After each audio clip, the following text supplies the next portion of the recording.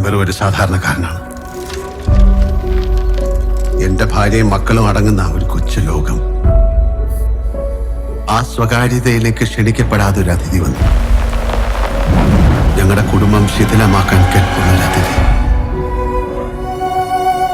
ഇനി ഒരിക്കലും തിരിച്ചു വരില്ല എന്ന ഉറപ്പോടെ എന്നേക്കുമായി ആ അതിഥിയെ ഞങ്ങൾ മടക്കി അയച്ചു. It's like a case that is closed, but will never close. സത്യത്തിൽ നമ്മൾ അയാളെയല്ല നിരീക്ഷിച്ചുകൊണ്ടിരുന്നത്, അയാൾ നമ്മളെയാണ്. കഥ ഇനി അവസാനിച്ചിട്ടില്ല. ഈ ക്ലൈമാക്സിന് ഒരു ടൈലന്റ് കൂടി ഉണ്ടായിരുന്നു.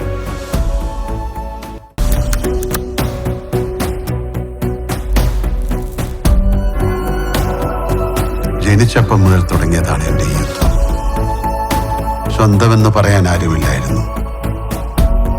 കഷ്ടപ്പെട്ട് അധ്വാനിച്ച് ഞാൻ സ്വന്തമാക്കിയതാണ് എന്റെ കുടുംബം. അത് തകരുമെന്നൊരു ഘട്ടം വന്നപ്പോ മുന്നും പിന്നും ചിന്തിക്കാതെ പ്രവർത്തിച്ചു പോയി. അതിനിടയിൽ ആരൊക്കെ വേദനിക്കുന്നെന്ന് ഞാൻ മനസ്സിലാക്കിയില്ല. ഇപ്പൊ പേടിയാ സാറേ. ഇതുപോലെ ഇനി ആരൊക്കെ ഉണ്ടെന്ന് എനിക്കറിയില്ല. നിങ്ങൾ എല്ലാവരും ഒരു റിയാലിറ്റി അക്സെപ്റ്റ് ചെയ്യണം. പോലീസിനും ഈ സൊസൈറ്റിയിലെ നല്ലൊരു ശതമാനം ആളുകൾക്കും ഈ കേസിന്റെ സത്യാവസ്ഥ എന്താണെന്ന് നന്നായിട്ട് അറിയാം. ഇയാളാളൊരു കില്ലാടിയാ. ചുമ്മാതാണോ പോലീസുകാർ പോലും ചൊല്ലു പറഞ്ഞത്? ജോർജോട്ടി തന്നെയല്ലേ പറഞ്ഞത്, പ്രശ്നങ്ങളൊക്കെ തീർന്നു, ഇനി പേടിക്കാനൊന്നുമില്ലെന്ന്.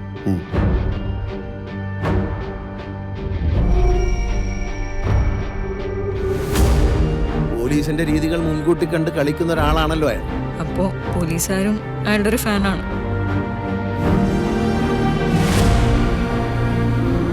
പിന്നെ ആ ജോർജ് കുട്ടി ആളൊരു കുറുക്കനാണ്.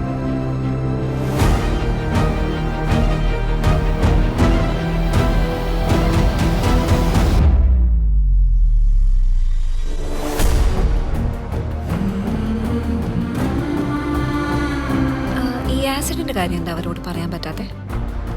അവരെ രക്ഷിക്കാനാണെങ്കിലും ഞാൻ ഈ ചെയ്ത കാര്യങ്ങളൊക്കെ കാണുമ്പോൾ അവരുടെ അച്ഛനൊരു ക്രിമിനലാണ് എന്നൊരു തോന്നലുണ്ടായാൽ ഏയ്, അവരങ്ങനെയൊന്നും ചിന്തിക്കില്ല. ഞാൻ തന്നെ അങ്ങനെ ചിന്തിച്ചു തുടങ്ങി. പിന്നല്ലേ സർ, ഇപ്പോഴല്ലേ നമ്മുടെ പ്രസക്തി.